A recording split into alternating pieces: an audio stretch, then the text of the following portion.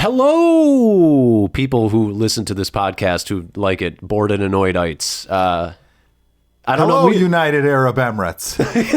Thank you for listening.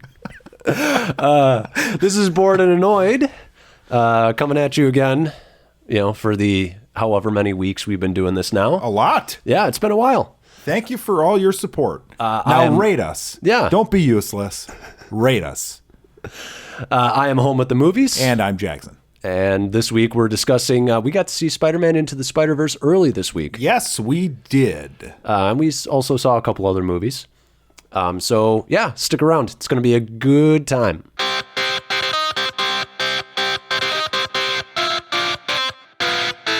Bored and Annoyed.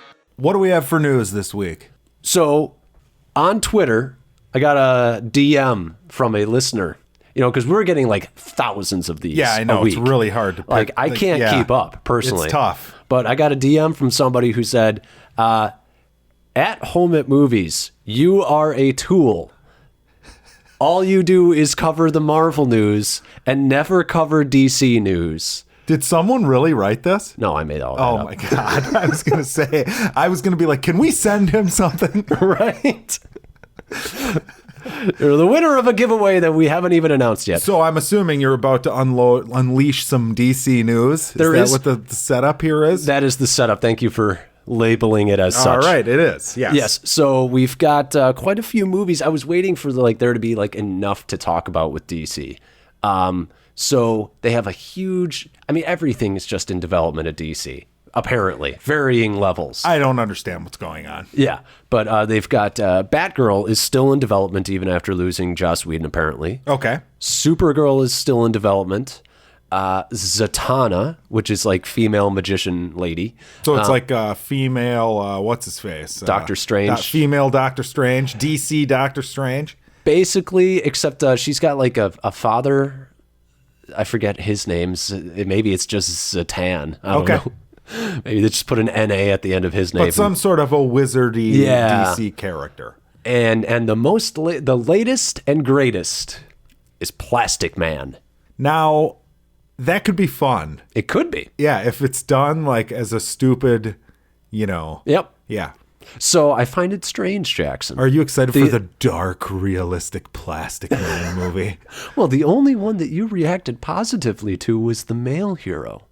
Oh, that's because I hate women, Alex.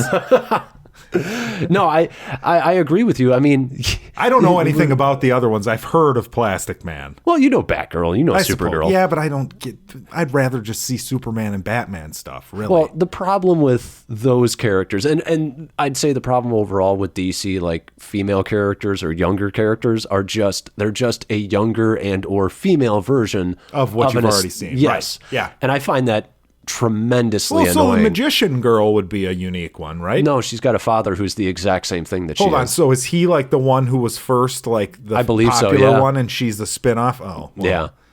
Well, I don't even know if he was. I don't even know if he was that popular, but they do have Wonder Woman. They do have Wonder Woman. Yes. She is the one. It's not like there's a one. Actually, I think somebody created a Wonder Man who's a scantily clad male version of her.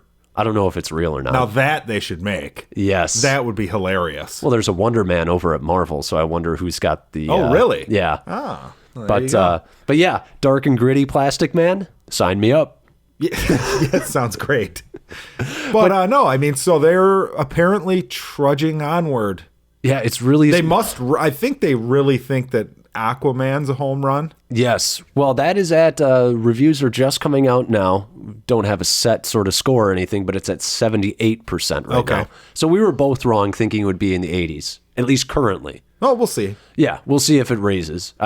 They generally don't rise, but they go down. Usually they do. But I don't expect it to hit 60s. Oh, we'll see. But yeah, you're right. Shazam, Aquaman, Wonder Woman, they are making a huge tonal shift.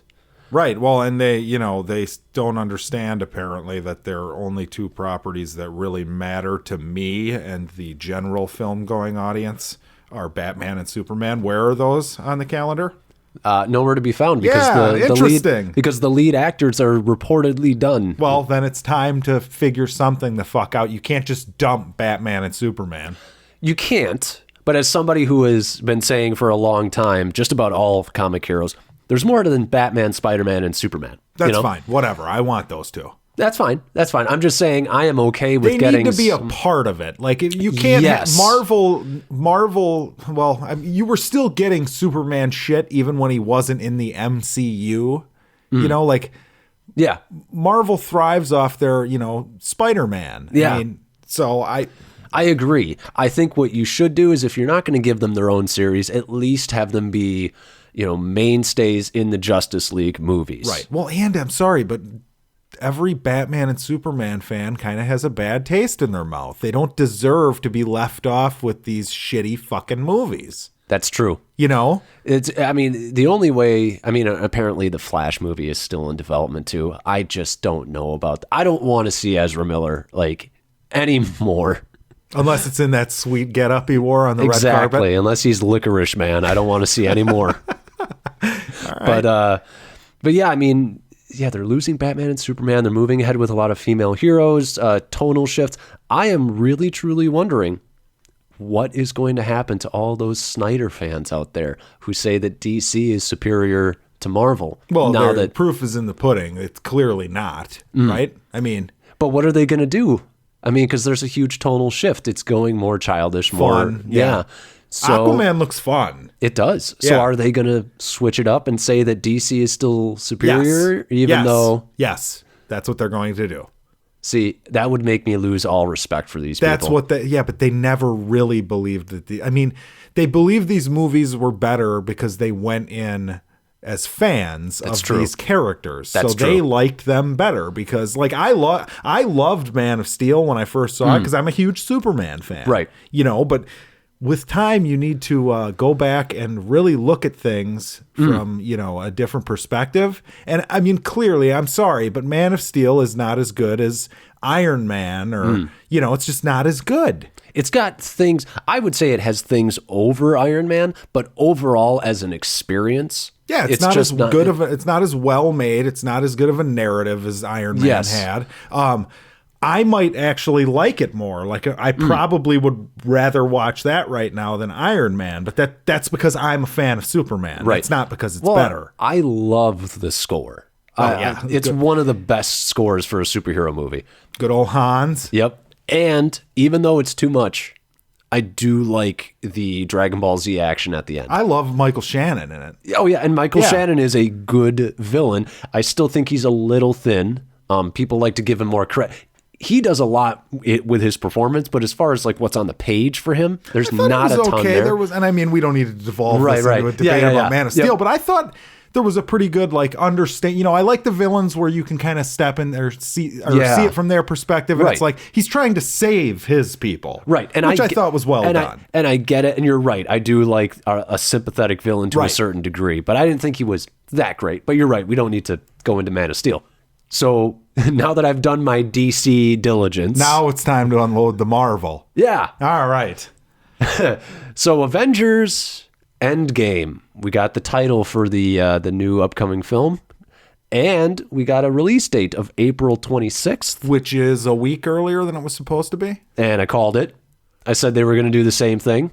Gives them more time. They are big enough. They get to determine when summer starts. It is kind of crazy that everyone has to see the date of that movie. Yeah. And scramble to figure out what the fuck they're going to do because it's going to kill everything. Yes. So that trailer came out Friday, and it is now the most viewed trailer in a 24-hour time span. So does that mean it just beat Lion King's record that it had? Lion King actually was always number 2. For worldwide. Okay. I think it might have had the most on Twitter or something. It had a really specific record, but it was always Infinity War, then Lion King. So Avengers just beat their own record. Not surprised. But they beat it by damn near 50. They had 234 million in 24 hours, and now this one has 280, which is just, it's not that crazy of a trailer, you know? Well, we just don't. I mean, who knows how this shit is working now? Right. I mean, they're just going to keep getting bigger. Yes, you're right. More people have access to more social media platforms where they can click on embedded videos and see the trailer. So. Yep, you're right. You're right. And like I said, internet access across the globe is becoming more and more. So that is a big part of it. What did you think of the trailer? I thought it was good. I mean, it's a teaser. I never get excited for these. Right. Gave me enough. Yeah. I don't, I'm not a huge, we're going to talk about a trailer that did get me pretty fucking psyched that I saw. Mm-hmm. But I don't get too psyched over trailers. Unless there's like a nostalgia element, like that damn Lion King trailer. Right. But yeah, no, a lot of people are like, oh, they didn't show anything. It's like, yeah, that's the idea. You tease. Yes. That's the point. I appreciate it. It reminded me of back when Force Awakens was coming out. And there was the first trailer. And it was nothing. Showed you nothing. Right. And it was fantastic. Because you walked in, and they kept that going throughout like all of the marketing for episode 7, to the point where I walked in and I was so happy that I didn't know what was going to happen in that movie. And I like that about this, like quite a bit. Yeah. But they do establish a couple nice things in it. They establish Tony is out there dying by himself. So that's kind of cool. I did not expect that. That was one thing. Got to see our boy Jeremy Renner. Yeah, he's back. Yep. And Ant-Man's back. Yep. How'd you feel about Captain America crying? He's a pussy. America doesn't cry. Right. I did find that pretty great, though. I think that might be the first time we see Captain America cry during, like, the entirety of the series. Yeah, it makes sense. Yeah. Well, I mean, wait, no. I think he cried at Peggy's funeral. So yeah, he's just a pussy. Yeah, he's just a little bitch. He is kind of. What a bitch boy. Fucking Boy Scout. Yeah, always crying. People died. It was my fault. Yeah, great trailer. I liked it quite a bit. I liked that it didn't show anything. Yeah, I don't know. You don't seem to have much that There's you not need to much say. to say about it. Yeah. It's a fucking trailer. They didn't show anything. Yep. It's good that they didn't. I liked that on YouTube it didn't have the title for the movie at the end. I didn't even notice that. I watched it like embedded in something. Oh, okay. Yeah, that was pretty cool. It came up and it was just like Avengers trailer. It's like, oh shit. There you go. You're not even putting the subtitle in. It's funny that that's an event. Yeah. Well, they made everything an event about this. It's insane. It really is. So just printing money at Disney. Yep. Oh yeah. This is I mean, you know what's great is when you go to watch a trailer and there's a trailer before the trailer you watch. Hate you get that. It's like I'm watching an advertisement. You know what it is it's that like 5-second like, hey, don't skip away. This is our ad. If that trailer becomes an ad on another video you're watching, it's the 5-second bit. Right. So that you don't skip away. It's stupid. Sorry, I'm skipping away. Yeah. Tra-la-la-la-la, Well, skipping. you're going to watch an advertisement. Do you Yeah. need a commercial before a commercial? Yeah. Like, is that Hate really it. necessary? Hate it. I think that's funny. Yeah, so that's some Marvel news. What else do we got? Doctor Strange is apparently officially slated. Scott Derrickson, the director of the first, is in final talks for... I'm excited about this because I feel like I'm in the minority. That's one of my favorite Marvel movies. I liked Doctor Strange a lot. Yeah, when we walked out of that, you were pretty damn stoked about it. It was the best one. It was my favorite. It's in my top 5, probably. Wow. I loved that fucking movie. I Just mean, because I like how big of an asshole he is. I did like that. And the effects in 3D in the theater were awesome. Could have used a better villain. The villain sucked. The villain sucked. Yes. Yep. But other than that, I liked it. I liked the humor. I'll be interested to see if people are coming back. The love interest, I forget the actress's name. That was the other weak thing in the movie. Oh, see, I liked her. I mean, Rachel McAdams? Yeah. She's good, but she's thin. There's nothing much there. I liked it. I liked it because he treated her like shit. And it was interesting. No, it was. I did that scene between them at the beginning of the movie when he's got the he's fucked up his arm, because you care so much, right? Yeah, it's great. It's great. That was a great scene. It sets up some fun stuff where they both work in the hospital. They're not really together, and they're still not. So you don't really know. It's just not a cookie cutter thing. This is true. But it is, as far as love interests go. God damn it, we're talking about another movie, right? But I want to say one last thing before we move on, which is... sure, you get to say it. Well, no, you can finish it off. I don't care. Sure. But my thing with not liking her so much, and she's fine, but the problem is that there's not a lot of character there. There's a little bit, but it's the thinnest of character development. And I've become more of a fan of where the female love interest is a little bit more part of their world, whereas... he goes from being a doctor to being a magician, and she is no longer even close to in his realm. Sure. It's not like the Lois Lane thing where she's constantly involved in something. Or like the old Lois Lane, right. not the Amy Adams Lois Lane that just wanders around like a moron and just happens to be where she needs to be. It's his mommy's name. No, I like Valkyrie or like Sif with Thor. Like but now you're talking about another superhero. Right? Yeah, but that's what I mean. Is I like it more when they're a little closer to equals. Yeah, they got something to do in the plot. They're not useless. I tend to like that a little bit more. I don't care about that. You're saying superheroes are only supposed to be banging other superheroes, huh? Otherwise, it's just not interesting enough for you. It can be interesting. Like I like the Spider-Man Mary Jane kind of thing. Sure, that's a good one. Yeah, that's a good one. Or even although she's kind of useless. But. Or even better is Spider-Man and Gwen Stacy, where she actually dies because of his mistakes. Yeah. That's even better. Right. But I don't know. I feel like when the love interest isn't another hero, it makes the hero more interesting to me because it's like they truly are like in solitude on this, and they're alone, and there's like sometimes they can't tell the person that's the love interest. Well, that's why like you look at like Batman or Spider-Man or whatever, they've always got like a love interest that is a superhero and a love interest that isn't. Right. And it's to set up the dichotomy, like Catwoman or Rachel. Who do you go for? It's like neither one of is a perfect fit for them. Yep. What else do we got, Alex? So Assassin's Creed, the producer on Assassin's Creed, the hit film, is apparently joining the Duke Nukem film. Okay. So you're really excited about that? I don't give a shit about Duke Nukem. So we're just. There's a Duke Nukem movie coming. Yeah. Why not?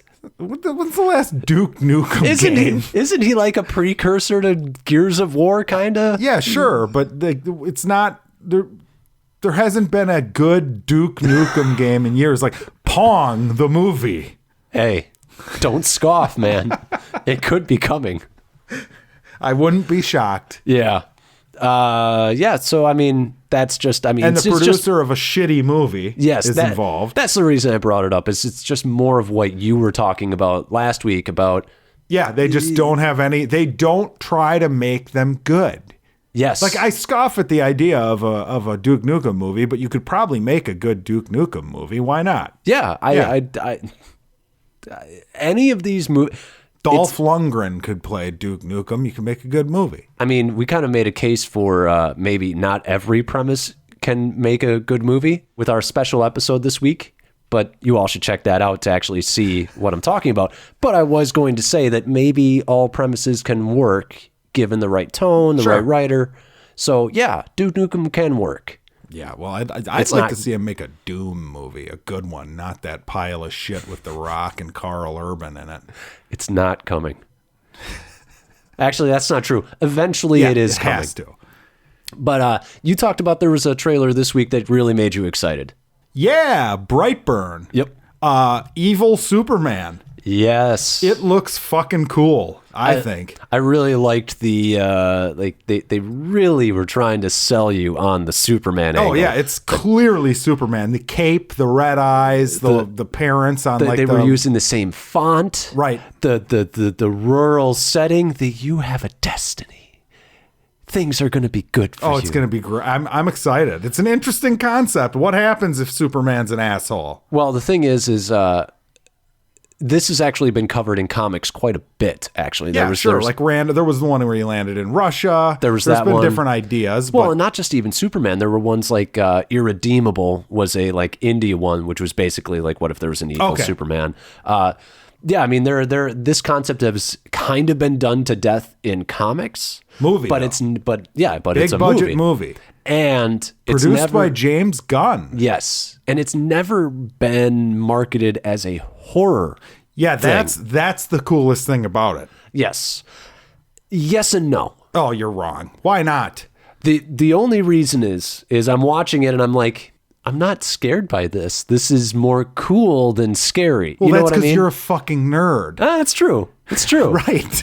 But I'm just sitting there. And it could end up being fucking scary. Who knows? Right. Well, people are afraid of little kids, creepy little kids. I mean, I like the idea that he's got like this mask and he's still got like the red eyes like Superman. Yeah. That's pretty good. And he's got the cape. I mean, they really did a good job of taking like the iconography of Superman. It looks like Superman. And changing it to a scary version. Check out that trailer, BrightBurn. It's good. It's a good trailer. Yeah, like there's a scene, I think the one that looks cool too, that is kind of creepy, is him trying to dig through the floor of the barn where the ship, I'm assuming, is his spaceship. Yeah. And it's like just him like clawing frantically, and the mom's all freaked out. Yep. And the parents are going to have to figure out what the fuck they're going to do about this now because they've hidden this for so long. It looks good, I think.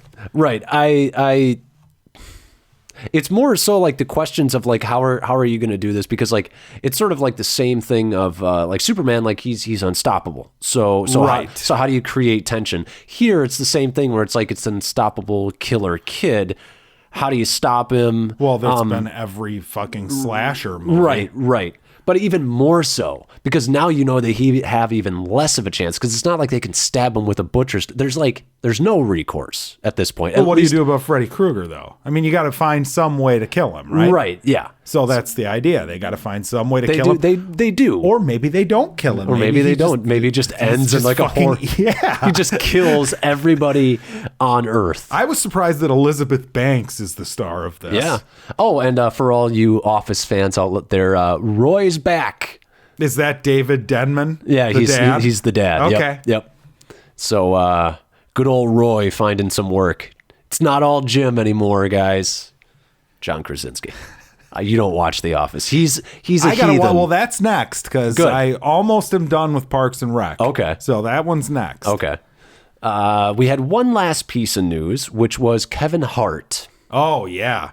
Leaving the Oscars for old tweets. Tweets. Reared its ugly head again. The old tweets. Yes. Now, I read the tweets. Yeah. First thing I did was read the tweets because I'm interested. Like, what did he say? Yep. And they sound terrible. Yeah.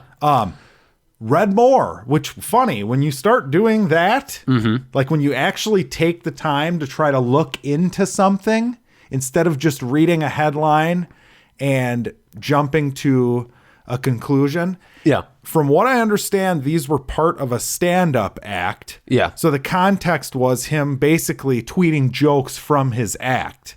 Yes. Which, now that he's a dummy for this, but it's kind of like the James Gunn thing where like you read them, they don't read funny, really. Yeah. You know, like they're not put together well. You only have X amount of characters to, tell the joke. Yep.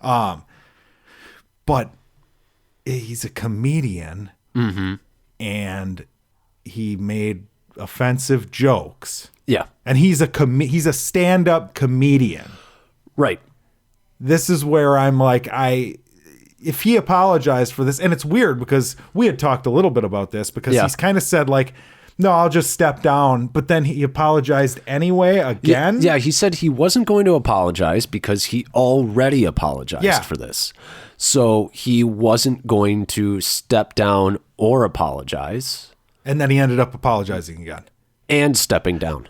I think now this is gonna be crazy and controversial, but I don't think you win with an apology. No. Period.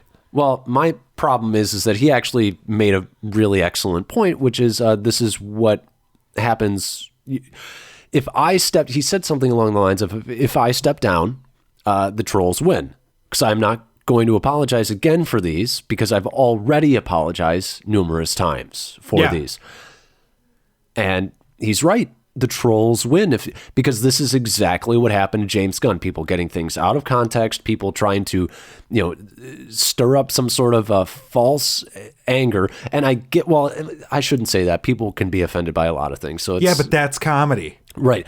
My problem, I have a couple problems with this. One, I do have a problem with the tweet. Or at least one of the tweets, which was like, I find my son playing with a dollhouse or whatever. I'm beating him over the head with it or whatever.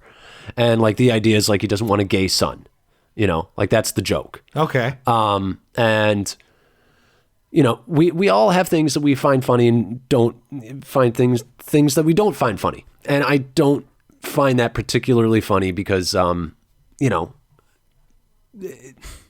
you can have a preference on what you want your child to be. I don't think there's necessarily anything wrong with that. The idea behind the joke, I think, is that most people want an easy time for their kid. Yeah. Growing up, when you dream of having a son, you have certain things in mind that are going to happen throughout your life. Someday they'll get married, you'll have grandkids, blah, blah, blah, blah, blah. Yep. Now, Kevin Hart is taking that and putting a dark spin on that concept in the context of a stand-up act. Right. Well, he's doing a couple things in there, which is, sort of reinforcing the idea of like a gay person is like an effeminate man, so they would play with a dollhouse. So there's one thing there. And then the idea of like, I'm going to physically beat you. And it is a joke, and I understand that. But the idea, like, I do feel bad there are people who are kicked out of families because they're gay. There are people who are physically beaten for being gay. And so in that regard, I don't find it particularly funny. Yeah, but nothing's funny unless there's some element of truth. You don't just make up something completely not I'm not true. saying, but what I'm saying is he should not have stepped down. And if he already apologized for this, which... Yeah, so your point is you're kind of defending his right to be able to say something offensive, apologize for it, and whatever. Yeah, right. I mean, right. And we are in this day and age where, this is what I really find sickening is one, anybody can go back and look at what you said years ago and just drudge it up and try and ruin what's going on currently for you. That's sickening. But two is the idea that the opinions or jokes or stances that you took 10, 12, 15 years ago, whatever it may be, says more about who you are than how you act now. And you are not allowed to grow or change. Well, that's sickening. What's sickening to me is where does comedy go from here?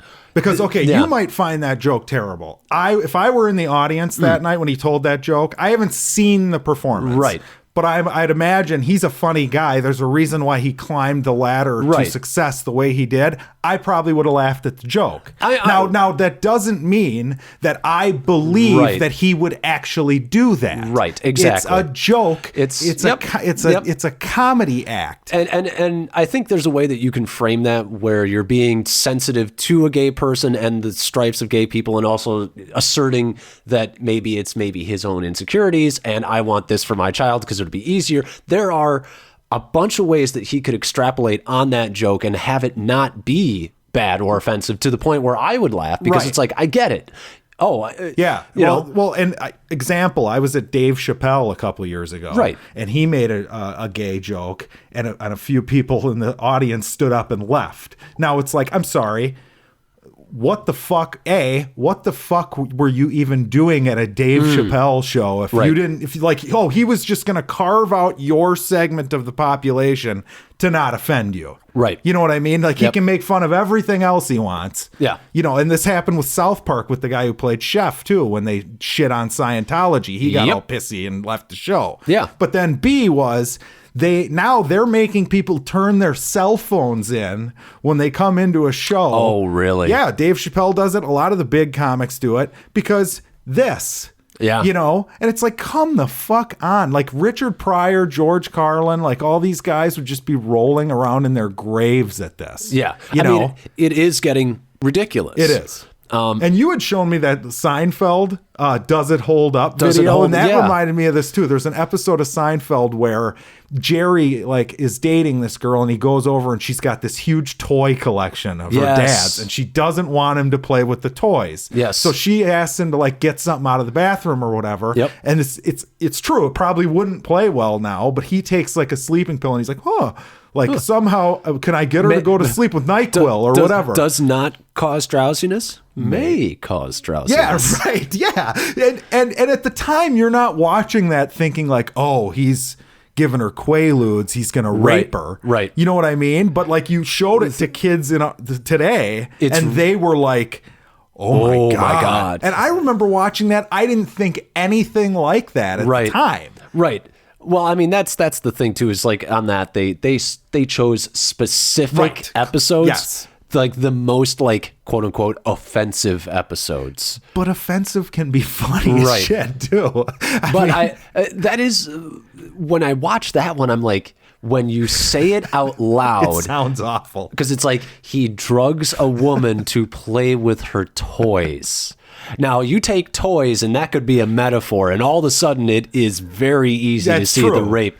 But you know the character of Jerry Seinfeld, and he actually like is like he's like a dorky, nerdy kid who plays with fucking toys. Well, and intent is kind of everything. Now you can maybe botch your delivery, so your intent is muddled, but intent is everything. It's true. Because these kids, when watching Seinfeld, were thinking, oh, I'm supposed to identify with Jerry. Jerry's the great good guy. Good point. Yeah. And I'm like, no, a lot of the time Jerry is a moron and a man-child. The whole series ended with them going to jail because they realized they're all pieces of shit. Yes. Now, this is where I put an addendum on what I just said, which is I actually don't think they're all that big pieces of shit. They're just like everyday selfish people who make like dumb decisions. They're just a little bit more selfish. Kramer is the best person out of the group.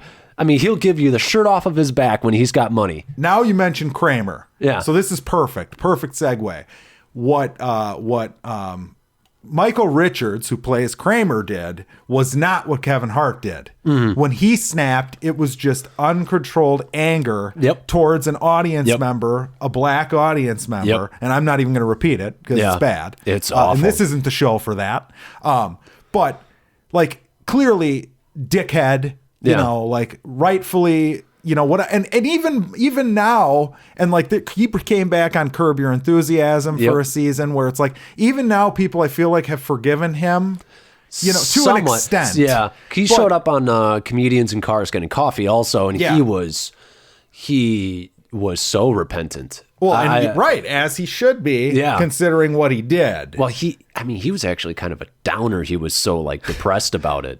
Right. And it's like, to me, it's like, okay, well, how long ago was that? That was probably like a little bit longer ago than Kevin Hart made this joke about, beating his kid if he finds out he's gay or whatever. Yeah.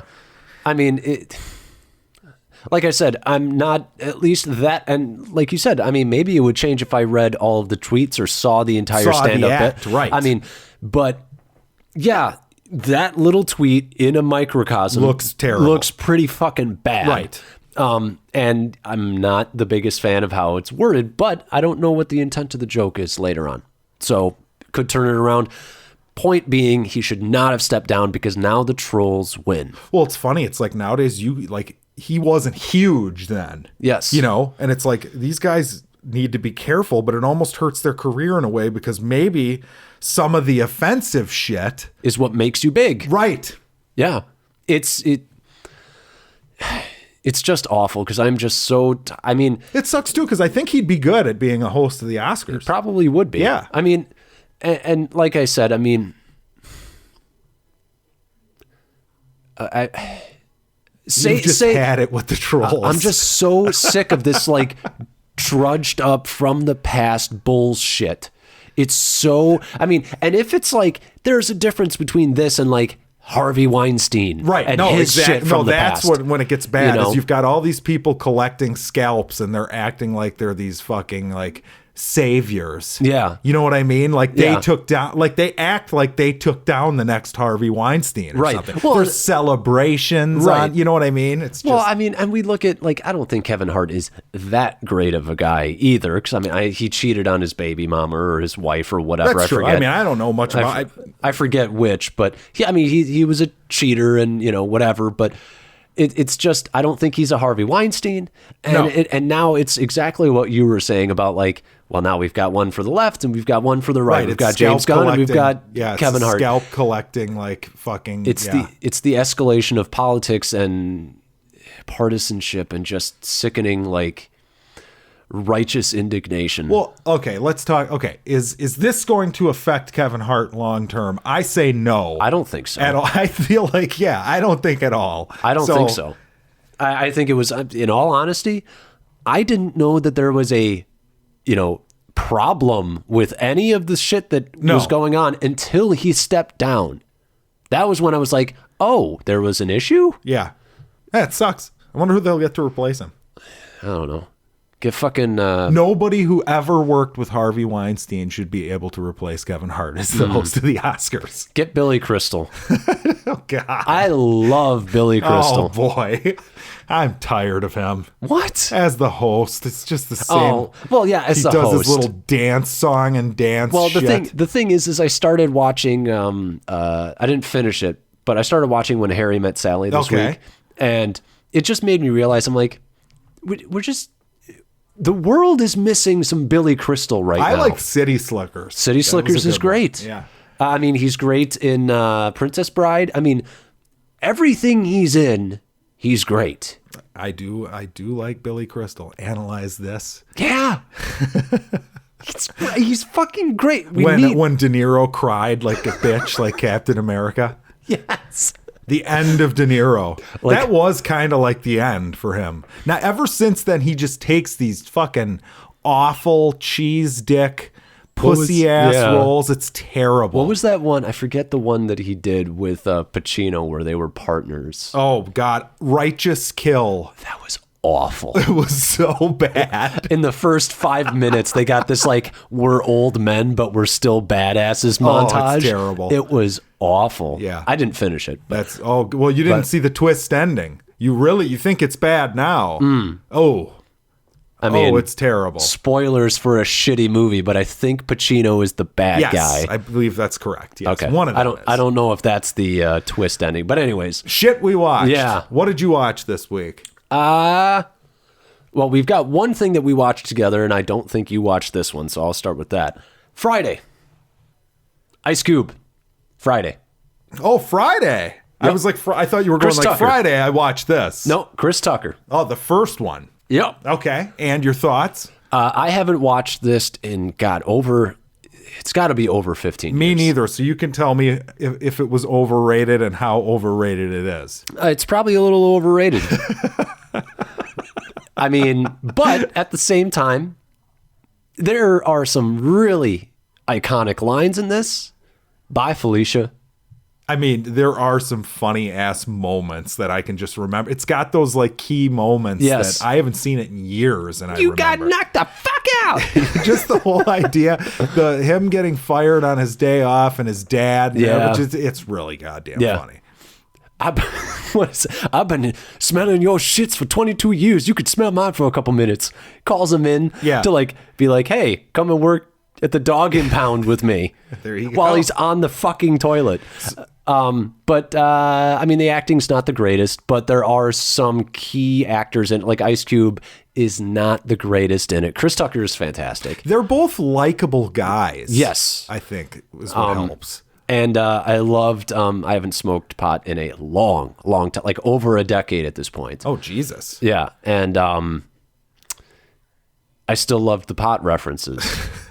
I love Chris Tucker just being like, come on, man, put it up to your mouth. You know, like. It is funny, though. Talk about a movie that, like, exploded onto the scene because it's about pot. Yeah. I mean, nobody's going to sit here and tell me that it's like this fucking legendary comedy gold, genius. There are really good bits in it, though. Right. But stupid stoner bits. Stupid stoner bits. Yeah. You got to put yourself in that half-baked mindset. Right.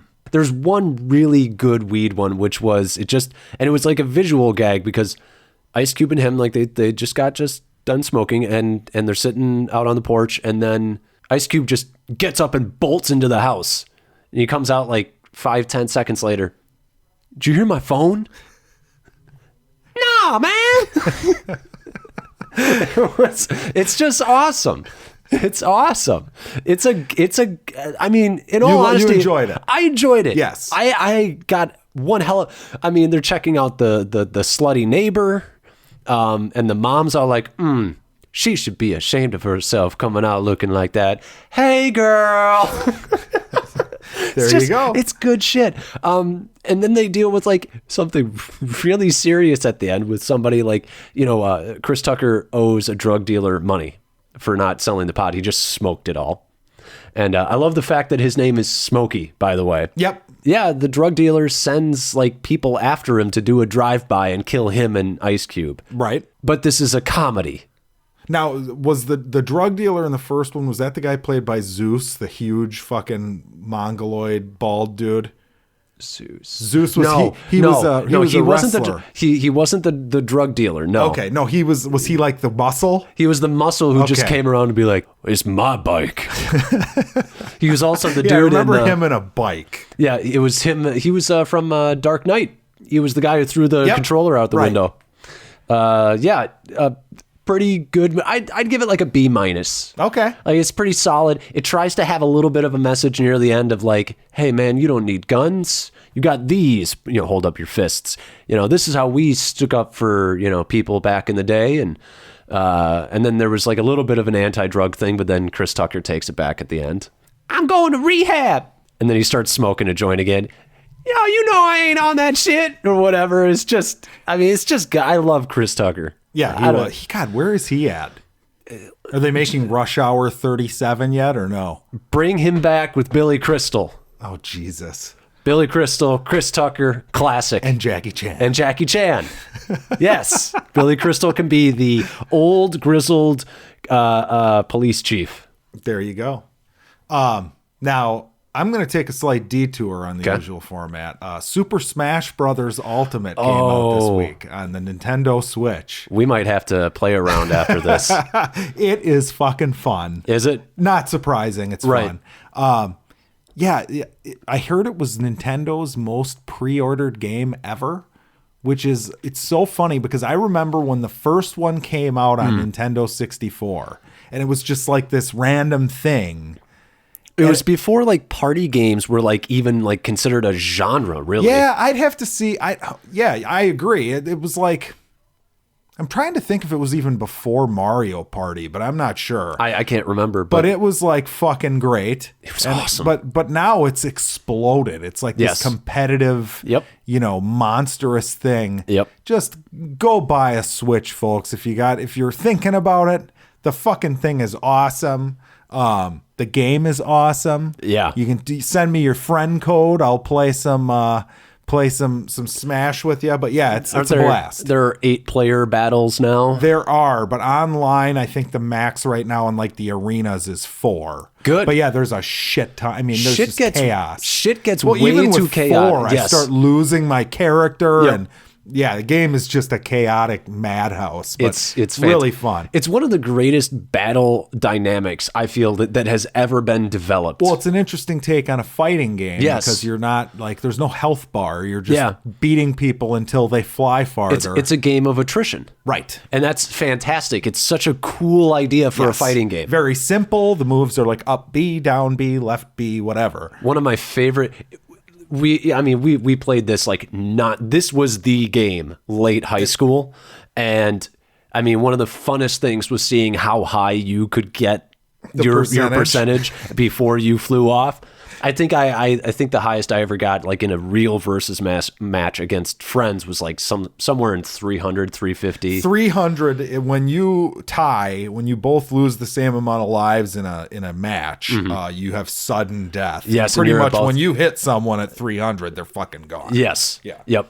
That's God. But yeah, that was exciting. I love that game. Yeah, it's fun. Fucking love it. It's really fun. I'm fiending for it. Did you watch anything else? No, I actually didn't. I mean, I started another anime on Netflix. They have a new one. I can't even remember the name of it. I watched it for the first 5 minutes and said, this is utter garbage. Okay. Good to hear. Yep. Add it to the pile. Add it to the pile. I mean, it's just one of those things where, like, you know, people like come in and they're like, hey, I know that we all work at the SCC, you know, like just like telling you things. Oh, super like heavy-handed exposition. Yes. Yeah.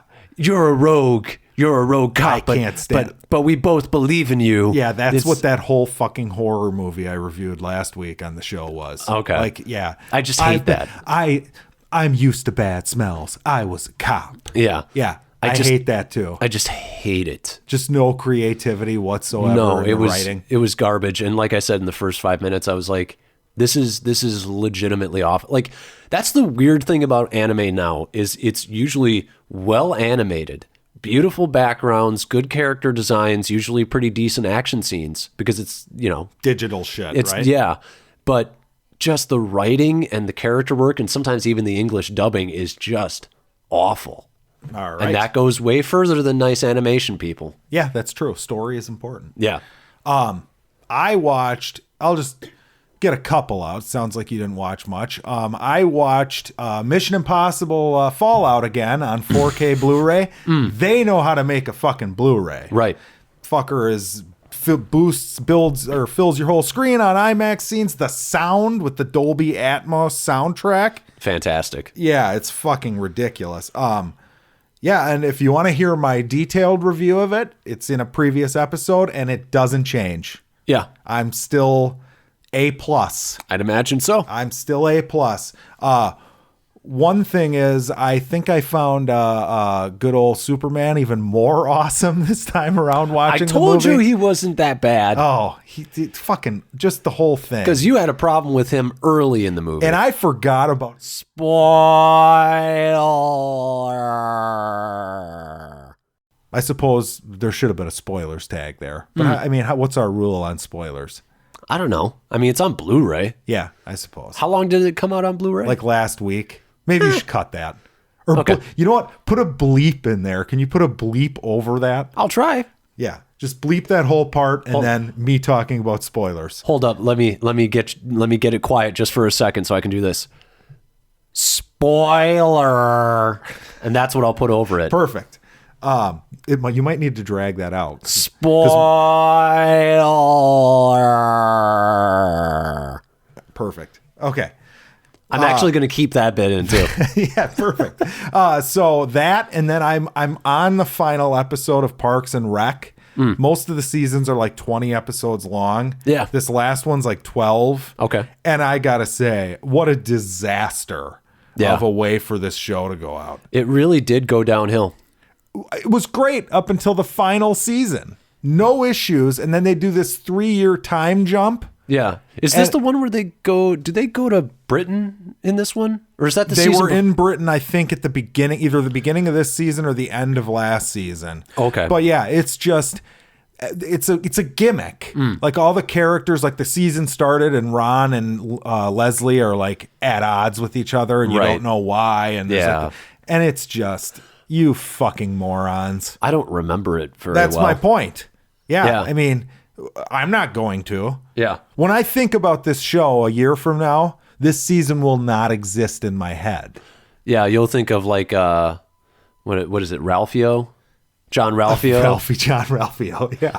You'll think of him, you'll think of early Ron Swanson with the stakes. No, I just picture the whole gang like in the office, just the day-to-day shit. That's the show. Yep. This is not what that is. This is what's his name's off running a restaurant and Ron's got some other business over here. Yeah. And Leslie's now the head of like national parks or whatever. Yeah. Don't give a shit. It's not very funny. I liked my favorite, and I don't know if, like I said, I don't know if this is part of that season or not, which is something to say about the season itself, like you said. When they go to Britain and there's like, Ron is just not having any of it. Like he hates like the food. I know what you're going to here. That's great. And then what's his name? Chris Pratt's character.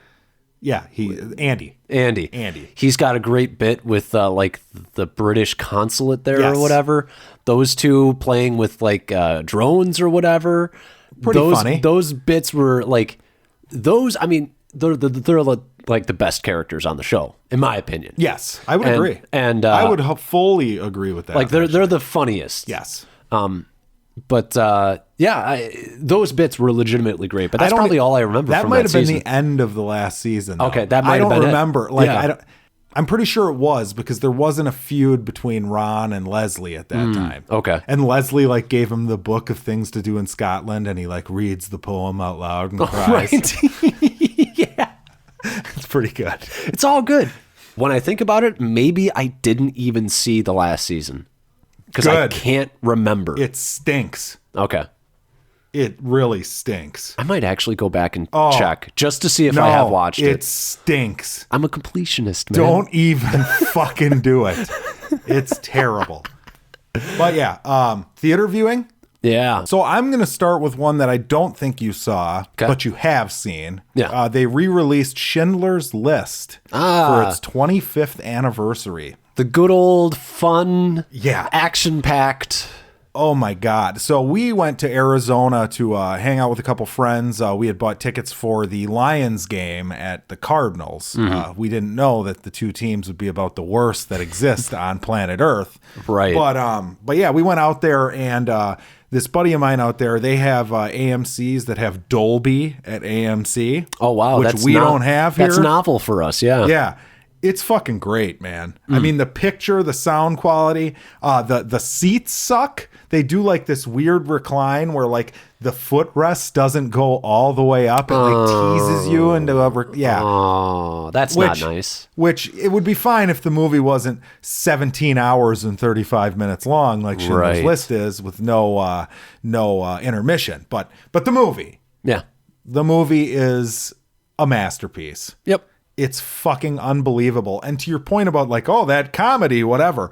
It was funny because I'm looking at it like with a more critical eye this time. And it's amazing that there are even like bits of comedy in the movie, but there are, and it's not like offensive for them to be there. Like, how do you even pull that shit off? You need to do that because it's not a true reflection of reality. If there's not a single point of levity. Well, and especially at the beginning where Schindler is a shyster just trying to take advantage of the Jewish people as cheap labor or whatever. Yep. You know, there's funny scenes where he's just like making all the Nazis like fall in love with him so that they all want to give him money for his, pots and pans or whatever. But yeah, if you don't know the story, basically Oskar Schindler was this businessman who found an inn on a good opportunity by using Jewish people as labor during the Holocaust, and ended up going from doing it for selfish reasons to basically saving whole generations of their people that wouldn't exist without him. It's horribly hard to watch. Yeah.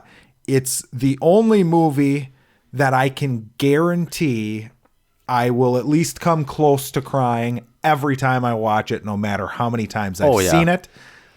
This time, though, the fiance buckled more than I did, which I was proud of.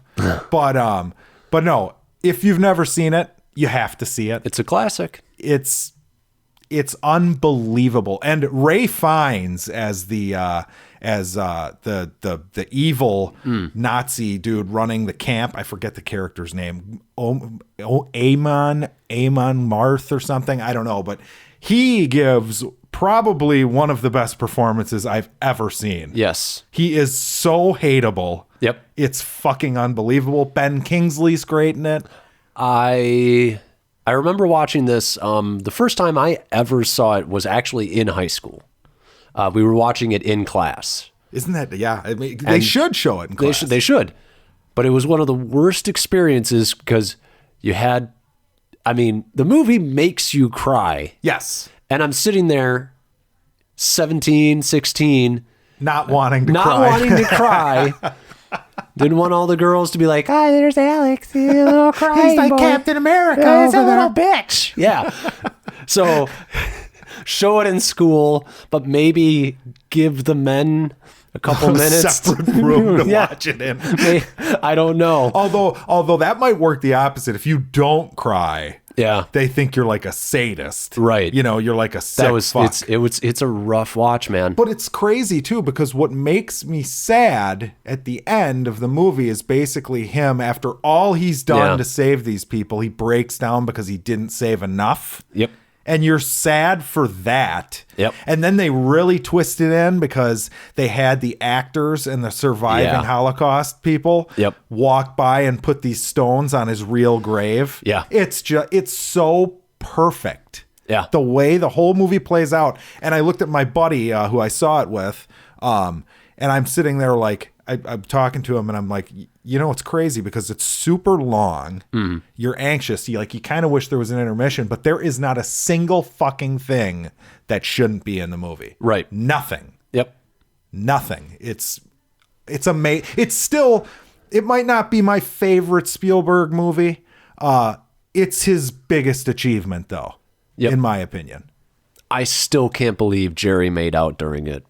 Oh, that bastard. There's another offensive thing that Jerry did. That son of a bitch.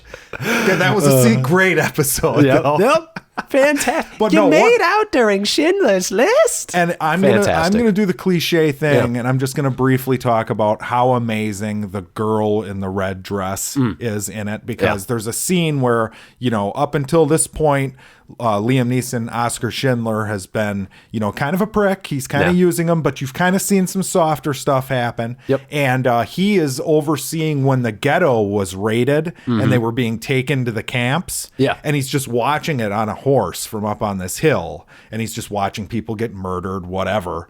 And he sees this little girl, and you see it in his face. It catches his attention. You know, it's just they show the girl walking, this little tiny girl walking, whatever, you know, you see it affected him. And then later in the movie, an order comes through for them to burn the bodies from the mass graves. So basically Ray Fiennes' character's all pissed because they have to dig up all these bodies and burn them.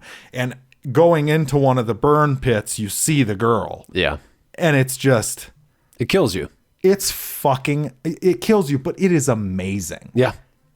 Like you did a gimmicky thing by having this one color. Yeah. But it's perfect. Yeah, it's unbelievable. It's perfect. Yeah, it is. It fucking is. Because it's what it is it's showing that it's an individual. It breaks it down to the individual. That's why it's there.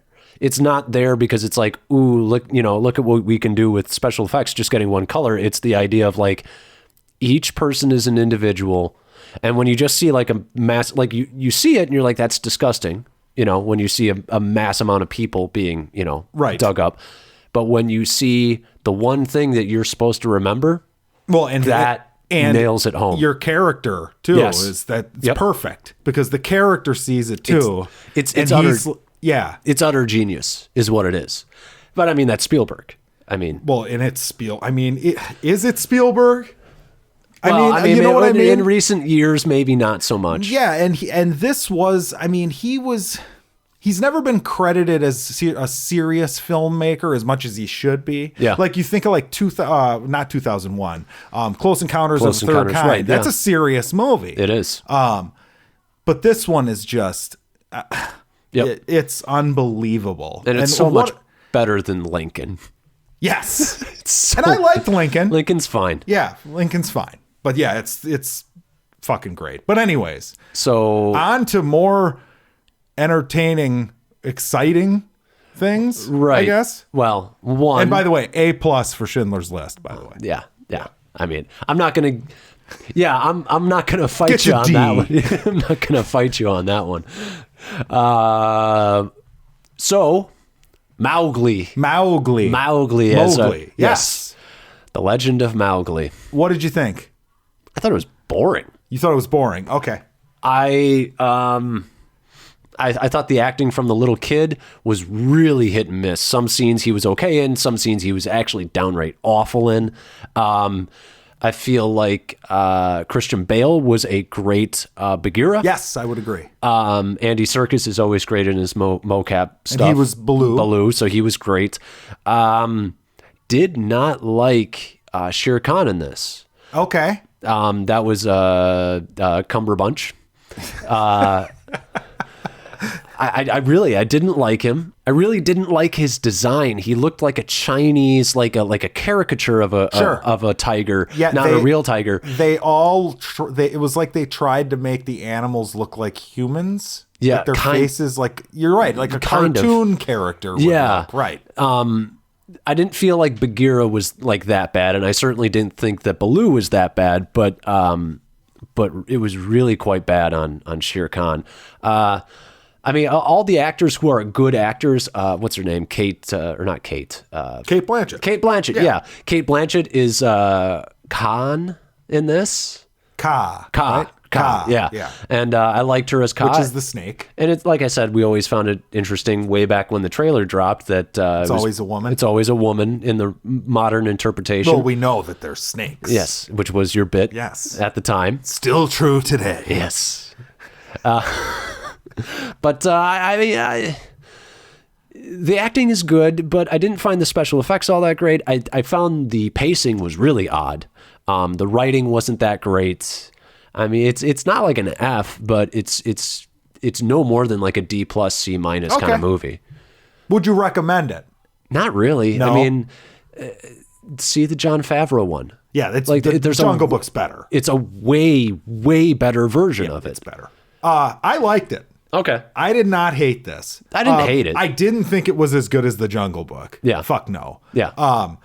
But like the animation to me, like I was watching it more as like a cartoon in my head. Okay. So like they have it's in Dolby Vision on Netflix. Like it looks bright, like it's pretty to look at. Does it look real? Probably not. I was going to say some of it looked like sets. Yeah, no, that was okay. That's one of my problems. Yeah. There were scenes where I felt like they were in a small room. Yes. And it's supposed to be the jungle. Yeah. There were scenes I liked. I liked the whole race, the trials that he had to go through. I liked the thematic stuff. I was shocked by a couple things that happen where I'm like, ooh, people are going to be showing their kids this. Oh, one thing in particular was like, oh, Jesus. Well, there was, that's spoilers, right? Yeah. What were you going to give it for a grade? I'll give it a B-. Okay. I thought it was just fine. Fine. I'm a D+. I'll recommend this. This is the biggest disparity we've had in quite a while. Yeah, no, and I'd recommend this one. Partially because it's just, I got some spit on the filter. Oh boy. Partially just because it's on Netflix. I didn't hate it. I wasn't like tempted to turn it off. Right. I mean, that's the thing is like it's Netflix, but my thing is there are better things on Netflix, and I don't know why you would waste your time with something that's just kind of this sort of mediocre. This is pretty good. It's fine. No. Stick D+ isn't fine. D+ is kind of bad, right? Well, it's not awful. It's just really kind of boring. Okay. It's just you're just watching and you're like, I don't know. Like, this is going to sound very nitpicky, and I understand that that's just kind of me, but there are like wide shots. And it's kind of like, oh, look at the majesty of the jungle. Sure. But they always last like way too short of amount of like, I just kept on feeling like the pacing of the movie was kind of like, let's go. And I was like, I never like settled into any scene really. Most of the problems I had with this were technical problems where I don't think Serkis is very good as a director. Yes. There's a lot of awkward cuts where like a scene is happening and there's no like there's not a dissolve into the next scene. There's not that like bridge between two scenes. It's just like, okay, the hyena is giving Mowgli some shit in the river here. Yep. Straight cut. Yep. And Mowgli's sitting on top of a fucking like mountain talking to the wolf mom or whatever. And you're like, well, wait a minute.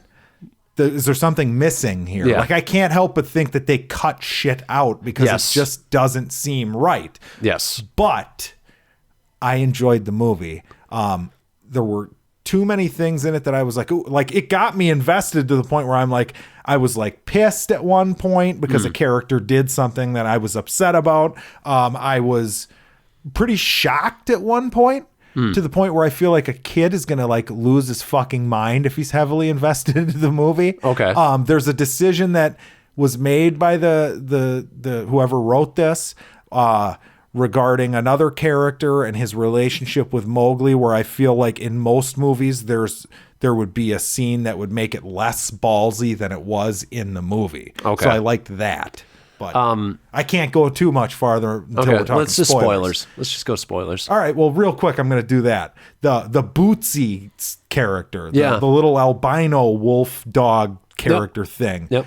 So the last scene that he's in this. Oh, that was a great scene. It was one of the actually better scenes from the actor who played Mowgli. Yeah, I would agree, where he snapped on him and basically said... He says, you're not special, I'm not special. That's what your mother tells you to make you feel better because you came out wrong. Right. That's whole. And I'm watching that and I'm like, holy shit. That's then one the of the fucker walks away. But you know you're gonna get your scene where like they make up and whatever and whatever. No. Mowgli just finds his fucking head in the hunters like office or whatever. Yep. And that to me was shocking. I did not expect that. I actually kind of did, because we were already at that point, we had established it was a darker movie. Sure, but like it's weird that, you know, you're so used to these movies, just even the ones that are darker or for adults, like everything works out. And like, you know, I felt upset that I didn't have that scene, but it made me upset and your main character's upset. So that's the idea. I was invested enough. That's when I knew, like, okay, I don't hate this movie because I'm invested enough to actually give a shit that something happened. Now, like I said, is it the most technically well-made movie? No. It's a straight-to-video movie. Right. This was...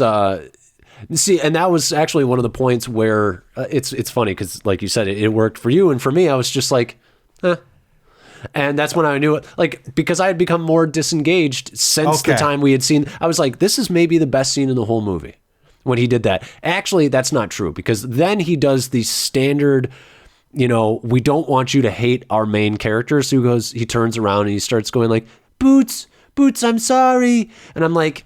Oh, you would have liked it better if he didn't do that. Yes, because for me, that screenwriter, to me, that's like, I feel like the screenwriter there.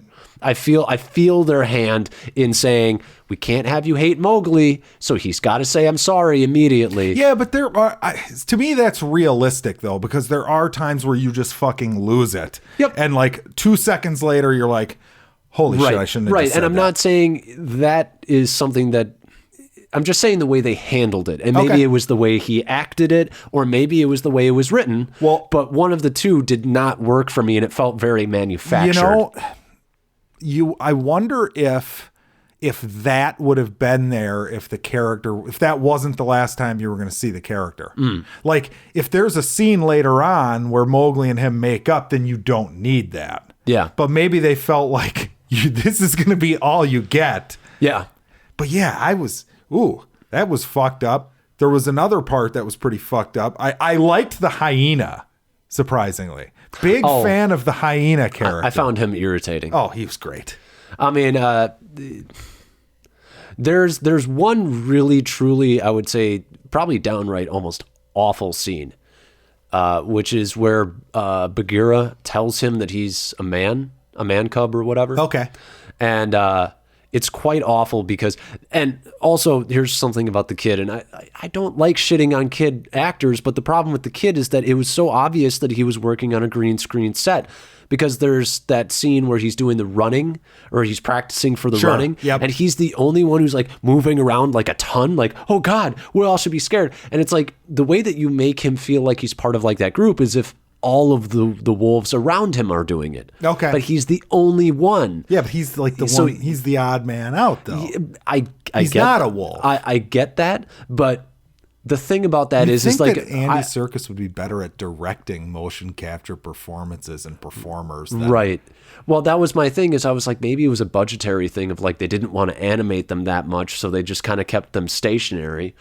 I don't know. But the point is, like, he had a completely different energy than anybody else in the scene, and it worked to its detriment. But the worst scene in my book is when he learned he was a man cub, and he sits up and he's like, like it's this big fucking shocking. Yeah. And it's just some of the worst acting, and it took me right out of the scene. Well, so that's one of my issues with the story in general. And it's funny because I agree. Like, it's dumb. Yeah. How do you even act that? Because it's so dumb. Clearly, you're not a wolf. You're not a fucking idiot, unless we want to think the character's an idiot. Yeah. Where the thing that frustrated me watching it, and again, it just seems to be a limitation of the source material and the story, is the fact that fucking run on 2 feet, dude. Yeah. Like, stop trying to run. Like, you know how taxing that would be? Right. To try and crawl around like that everywhere? Like, dude, you're fucking dumb. And he's doing this during his developmental years. His back is fucked. Right. Yeah, it's true. Forever. Well, and even like the race, he's still doing it. Yep. It's like that. To me, that's where you have the training where he's like, yeah, no, you're like a monkey or whatever, and you can do this, so use it to your advantage. Right. So he should be running the race on his hind, his only legs. Which is why the Jungle Book is a better version of this movie, is because he is running, and they establish the whole, like, you know, run like a wolf or whatever. And then they're always like, oh, you got your tricks, you know? Yep. And it's like, that's perfect. Right. That's perfect the way it is, because it makes logical sense. Now, the Jungle Book's better. It's way better. Way better, but it's not the same type of movie. It's not. It's a musical for kids. It's a Disney musical. This is not a musical. Is it really a musical? I mean, the original is a musical. But why isn't it? But the new one only really has, it's got a little bit of that Bare Necessities, but that's really not a musical number. The monkey song with the monkey song is the only song in the movie. So would you qualify it as a musical if there's Bare one? Necessities was a song too. It was like a full bit. It was like this is more I'd have to watch it again. But it was more of like Baloo kind of just singing in the river, but it wasn't like a full on, like, there's choreography and there are other people getting involved. It was just kind of like Baloo just sort of singing it lazily while, you know, going down the river. You know, so for me, I'm like, it doesn't feel like much of a musical, but you're right. They are different movies with different audiences in mind. And tones. And different tones. I still feel like... Oh, I mean, clearly the Jungle Book is vastly superior. Yeah. Well, right? I mean... I feel like the moments of levity in that allow us to anchor to the characters more. Here, it's just kind of like dark all the time. Yeah, I would agree. And Mowgli is an idiot, like you're saying. He's an absolute moron. Yes. Absolute moron.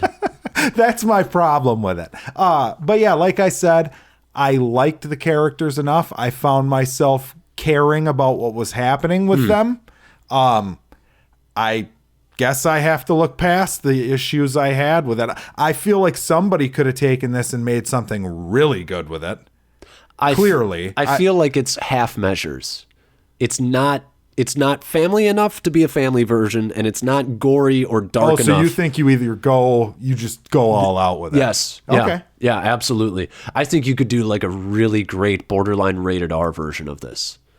And I think if they had embraced that, you would have had a really kind of cool, dark movie. Maybe that's shit they cut. Maybe that's why some of the cuts were weird. Who knows what this looked like. Like one of my two favorite things that were dark in this was, one, during the battle with the wolves. One of the wolves just straight up falls down a cliff and lands near Mowgli and just dies right in front of him. Awesome. Really awesome. And then Shere Khan taking his claw and going all the way down. That was good. So I mean, I didn't mind the Shere Khan design, by the way. Okay, I didn't mind it. I thought it was kind of neat. But again, I'm not watching it like they don't look like the animals to me. They all look a little off. Yeah. But clearly it's intentional. Right. But Shere Khan is the one who is way off. He's like really flat faced. Yes, he is. Like, I've never. I mean, the thing is, like Bagheera and Baloo, if you saw a still shot, you'd be like, well, that's an ugly animal. But their eyes are a little bit weird. Yeah. But like, especially Bagheera. Bagheera looks basically like just a regular panther, pretty damn close. Shere Khan is he's like cartoon face. It's just, he's in a, I liked it. He's in a different movie. I liked it. Ugh.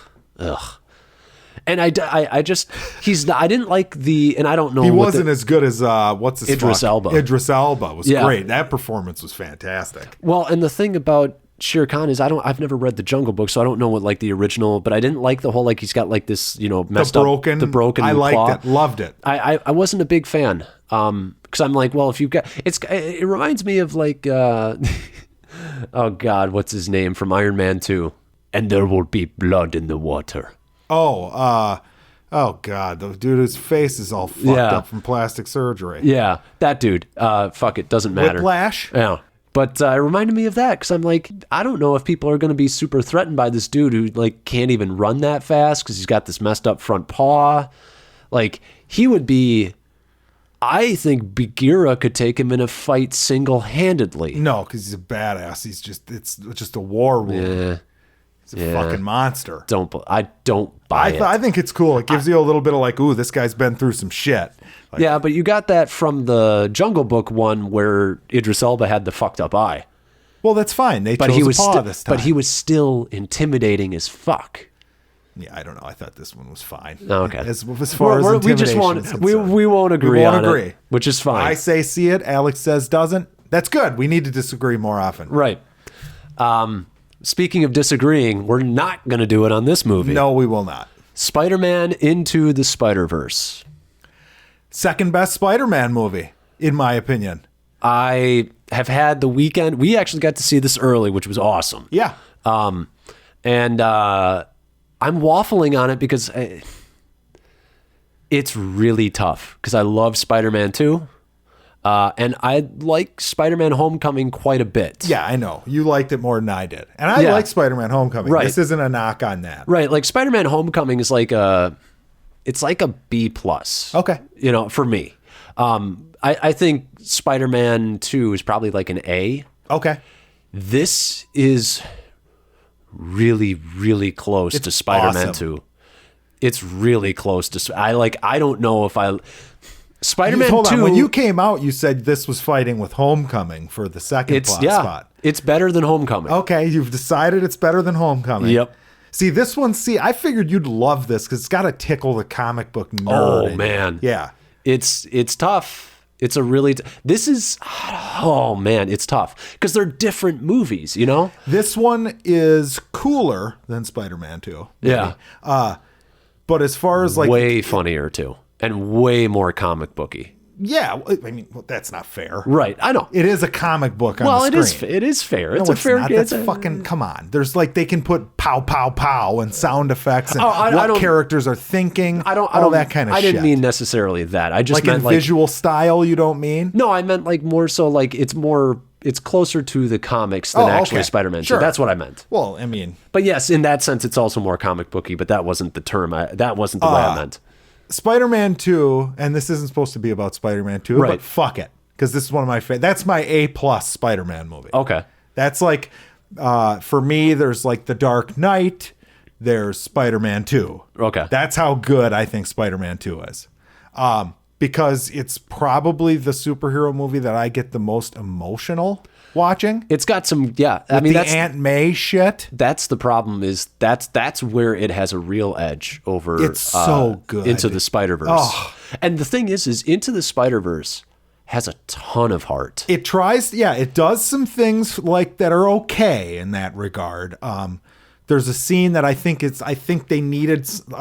They have like an emotional scene followed by like a upbeat scene where you're supposed to hooray, like he's overcoming his, and they're too close together. See, I actually, and I think I know what you're talking about, but I actually I did not actually have any problems with like, it's not like Thor 2 where you've got like an emotional bit and then, here's a fucking joke and we're going to ruin it. Or like Iron Man 3. I agree with that. It wasn't a joke. Like, right. But as far as like the emotional journey that it took me on, I was on board for all the ups and downs. Nothing felt jarring or out of place to me. Sure. For my viewing experience. But the movie's fucking awesome. It's a blast. It's super funny. Yeah. everything it tries to do outside of that one thing I just mentioned, which is a personal preference, Right. it does flawlessly. Yeah. The animation in it is probably the coolest I've ever seen, outside of like seeing that first Pixar movie or something. Yeah, it's like this awesome kinetic energy to it all. Right. And apparently they fused 2D animation and 3D animation. Yeah, then you can tell. And all these different layers. I mean, it's phenomenal. You've never seen anything like this. Well, it's neat. Like, okay, one of the plot points is that there's all these different Spider-Man characters who are brought to Miles Morales' world. Right. And each of them is drawn in a different style. Yep. And the animation styles are all different. Yep. But it works. Yep. You know, you've got like the pig character who kind of is like an old Looney Tunes looking guy. The anime character. Yep. There's a Spider-Man Noir. Noir. That was my favorite one. The Noir one. Nicolas Cage. Yeah. He's great. Yep. And it's weird because you'd think like these things would clash and it would be odd, but it just works. They knew how to blend them perfectly. Yes. So. It's for me, it's an A-. Okay. So it is better than Homecoming just by a smidge. And it's because of just like sheer okay, it's not better than Homecoming by a smidge. It's actually better than Homecoming by a little bit more than a smidge. No, but hang on. So you can know it's a better movie than Homecoming. We talked about this Man of Steel, but that doesn't mean you can't like Homecoming just as much. Right. Well, the problem is that I like Homecoming because it does certain things with Peter Parker that are really good that haven't been done before. And it's in your MCU world that you enjoy. So it feels more like the Spider-Man that I know from the comics. Spider-Man 2 is actually a little bit more faithful on some of like the inter-character relationships and like Aunt May. That is Aunt May. It's the best Aunt May so far. Period. That is Aunt May.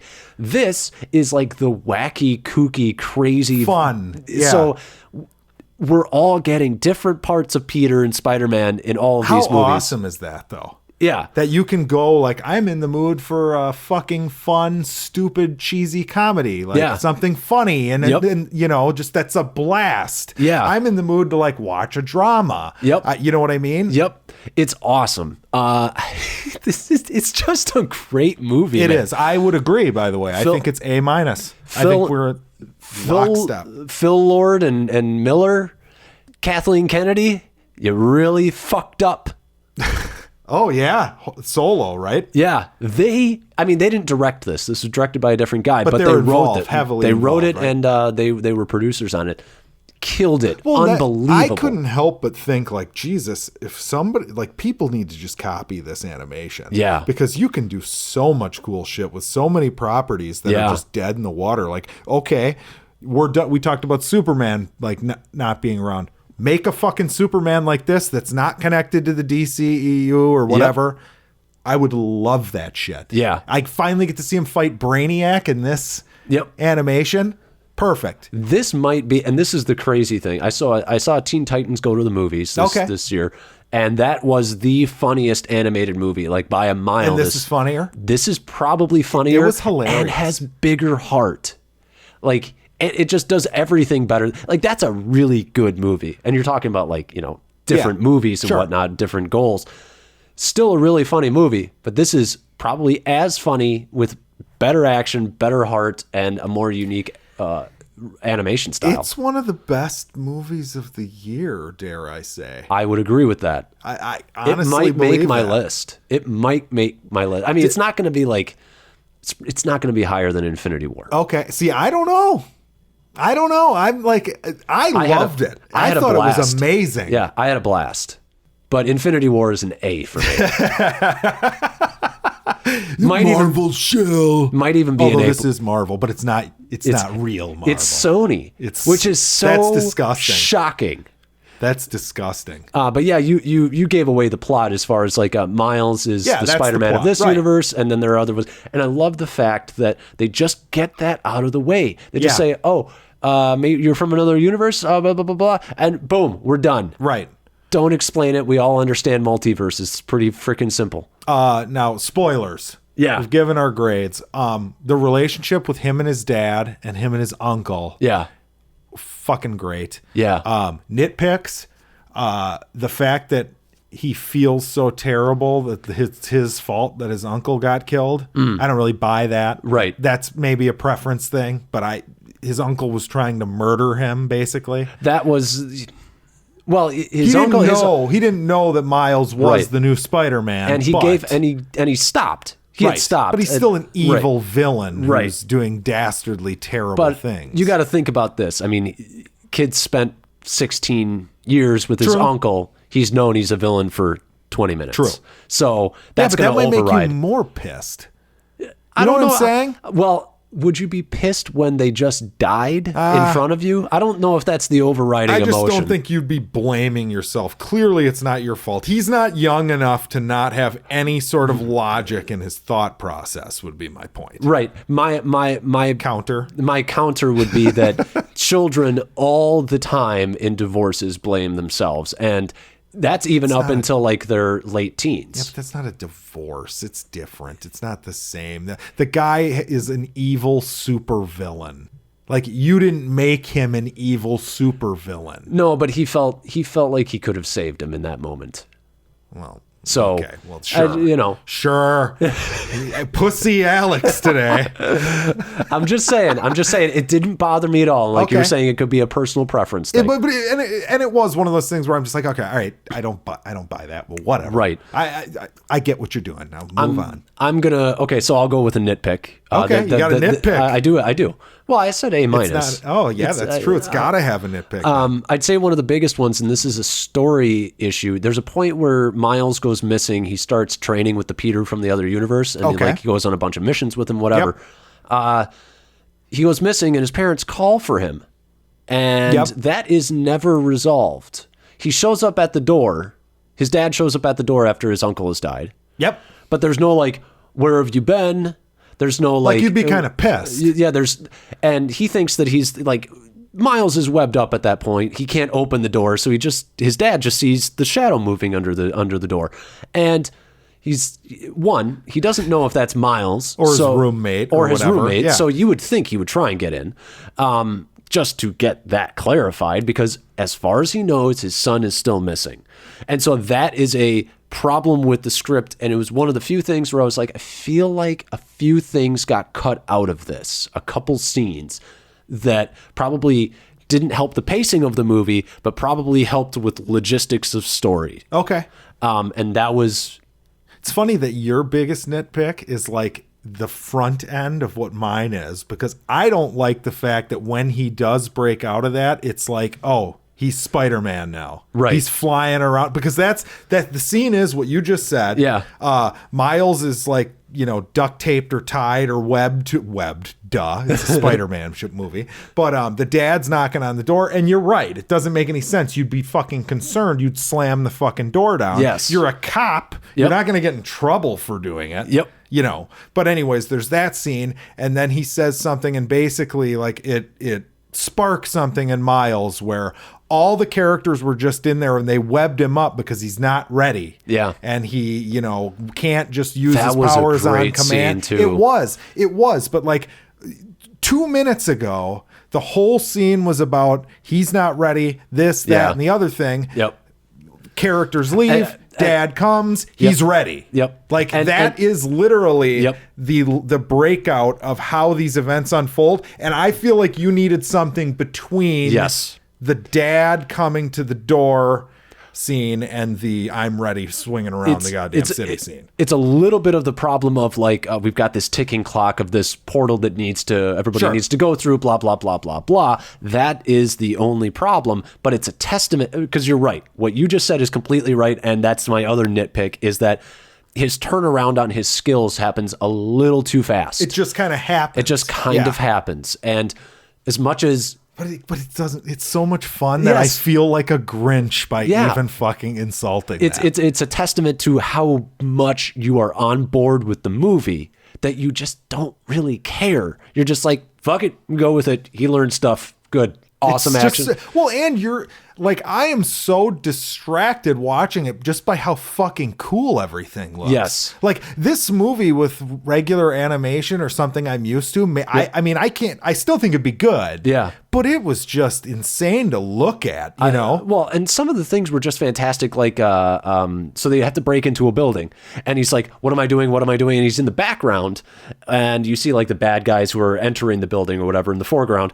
And you just see the what am I doings as he's jumping, you know? Yeah. And it's like, that is just like, that's straight up a comic panel. Right.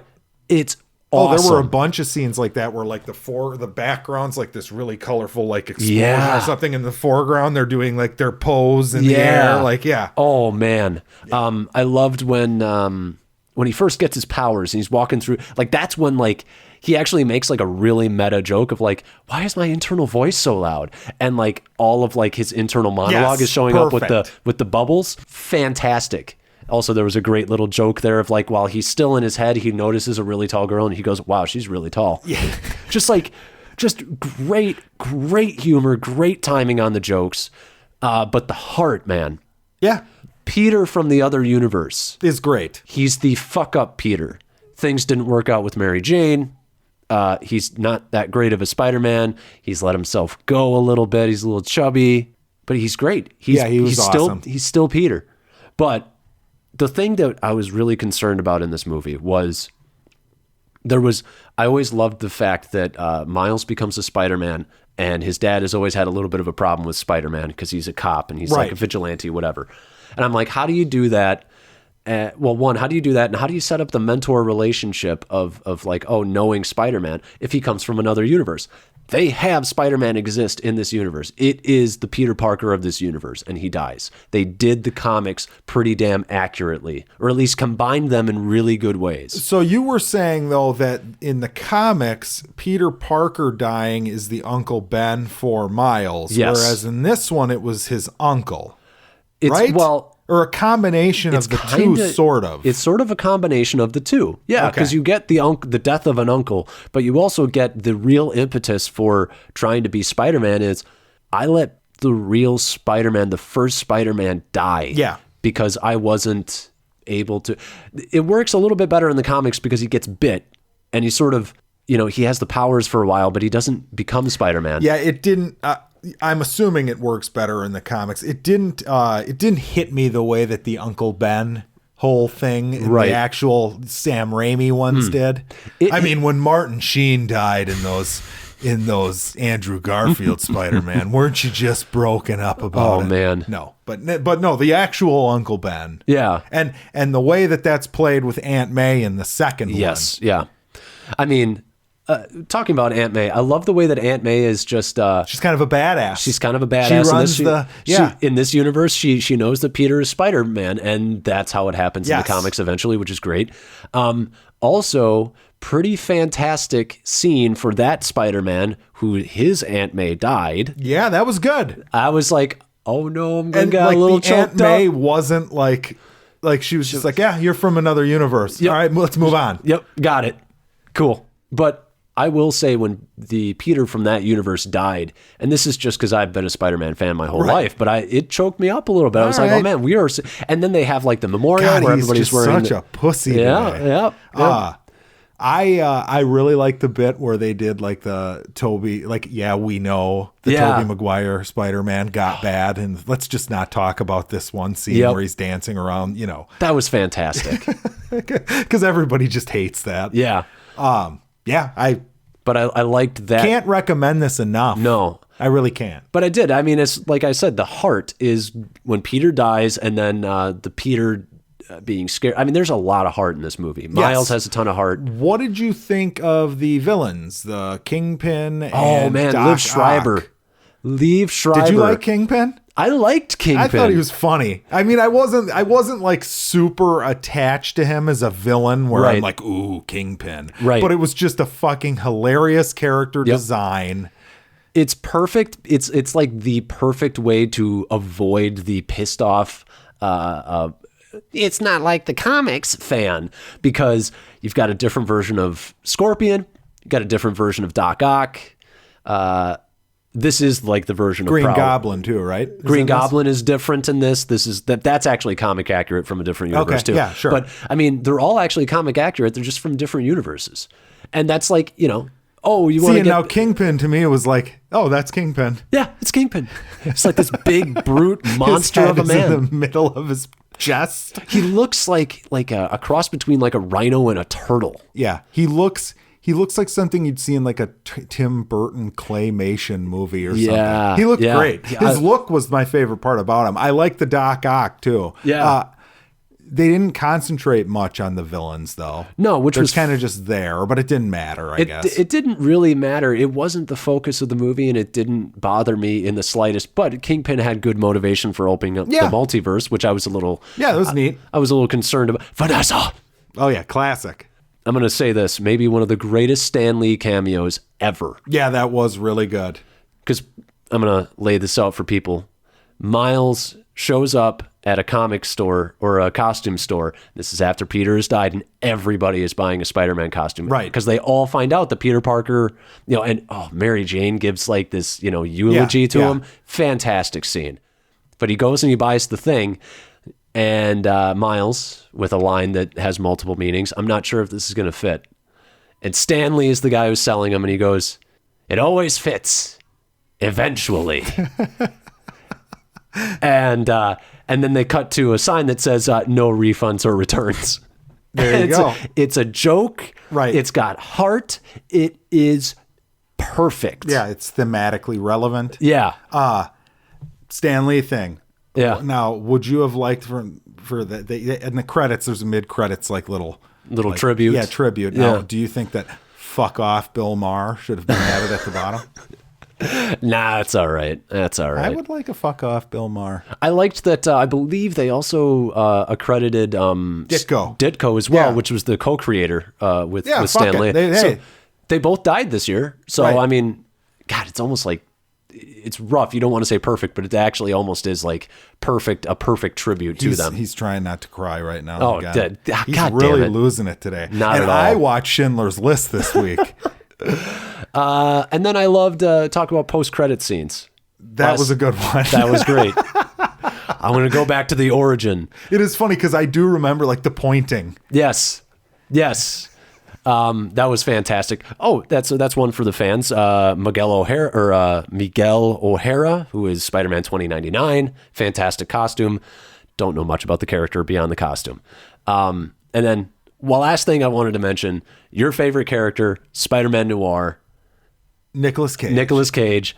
Fan-fucking-tastic. There's this ongoing bit where he just does not understand what a Rubik's Cube is because he doesn't see colors in his world. He doesn't get colors, so he's he points at the colors on it, and the Spider Porker or whatever, Peter Porker. Yeah. He's all like... Who's like Porky Pig in Spider-Man costume. He's I got, what was it? I got bit by a radioactive pig. But he's pointing at the colors and he's like, purple? No, that's not purple. Yeah, awesome. That was a great bit. There's a lot of that little funny, there's not many jokes that are going to make you cry or laughing so hard, but it's just this sprinkled humor throughout the whole movie. I would say we watched this together, and I don't always go and see movies with Jackson. It was a weird experience though, because I'm laughing my ass off in this movie, and Jackson's not laughing all the time, to the point where I'm like, no, I was laughing, but they're chuckles. Yeah. They're chuckles. I was going to say, you don't have the, whoa, you're not doing that the whole movie. No, that's fine though. That's fine. I was just like, does he not find this funny? So much of it, I was just sucked the fuck into what I was looking at. Dude. I couldn't believe how beautiful it was. Let me ask you this. This is the last thing I'm going to leave it off on. I want more of these. I do want to say that. Now that you've been exposed to Miles Morales, you had previously said nobody really cares about Miles Morales, and I'm not going to do the whole representation thing. I do think that is the nice thing about this movie is there's a Spider-Man for everyone now. There's Spider-Gwen, who was great. Haley Steinfeld, I liked her a lot. Yeah, but we all know who Spider-Man is. Right. That's the thing. Peter Parker is Spider-Man, but now that you've seen sort of what I've seen in the comics, to a certain extent, do you think that a Miles Morales movie has potential, like within the MCU, a live action one. If it's good, Right. but I don't care. Like, I'm not pumped because it's Miles Morales. Okay. Like, Peter Parker is Spider-Man to me. Right. You know what I'm saying? Like, a lot of people thought, and I don't even know the other Flash, but Barry Allen is the Flash I've always known of. Right. And a lot of people are like, oh, no, we want... and actually, he's in the show. Wally West. Wally West, Yeah. We want Wally West Flash. And I'm just like, well, no, I don't. Like, that's not the Flash to me. Right. I don't know enough about the Flash to give a fuck about Wally West. Right. Now, could you make me care? Did I hate Miles Morales in this and think it was dumb that he was the main character? No. He was a good main character. He was awesome. Yeah. But I also had Peter, who was also awesome. Yep. Yeah, I don't know. I mean, I wouldn't be against a Miles Morales movie, I guess. Right. It didn't like... It didn't make me feel like I really want a Miles Morales movie. Well, it's one of those tough things where if you're going to do it the right way, you almost have to sacrifice Peter for Miles, and that's not a sacrifice I want to make. And it's not because Miles isn't a great character. You just like Peter? I just like Peter. Yeah, but it'd be cool if they did a smart thing in like the MCU, if like Peter Parker dies. Yes. And he has to really die. Yeah. This is the perfect way to do it. It's as far as I can see, it's the only way to do it. We'll see. But yeah, I just wanted to see what you thought about Miles, because I liked him. He was fine. I like him. I don't know if they nailed the personality from the comics, but that's a really big nitpick. Okay. I mean, I liked his personality in this. Okay, so Miles, I'm assuming he evolves through the comics, though. Yes. Like you see him as an older he gets into his 20s. I don't know if he actually has gotten to his 20s. I think he's gotten to his late teens, like 19 maybe. Well, yeah. See, that's where I think you make him more interesting, because he is very childlike in this. Like, he's a kid. Yeah. You know. Which we've never really... I mean, we saw Peter, I guess, in Spider-Man 1 as like a kid. Right. But when you're watching a live-action movie, I mean, it's hard to accept him as a kid. Right. Tobey Maguire, especially. Yeah. And I thought that they did a better job with... I forget the guy who plays him now in the movies. Tom Holland. Yeah. He seemed more like a kid to me. Yeah. But yeah, I don't know. I just feel like... Make more of these. Right. I don't need... Miles Morales in a real movie. I just want more of these movies because they're fucking great. Or the first one was. Yep. Well, I think that's the end of the episode then. All right. So thank you for listening, guys. Follow us on all the social medias. The social medias. The social medias. This weekend, I know I'll be seeing 3 movies. Yep. We will have Aquaman for you. The Mule. Week. The Mule. And Peter Jackson's produced movie, Mortal Engines. Yeah, I guess I will be doing 3 movies. There's one of those I'd really like to skip. The Mule. No, Mortal Engines. Just kidding. Well, based on our other episode, right. maybe you that would have was thought kind of that. part. Yeah, right. Yeah. But yeah, have a good week, everyone, and go see some good movies. Go see Spider-Man Into the SpiderVerse. Agreed.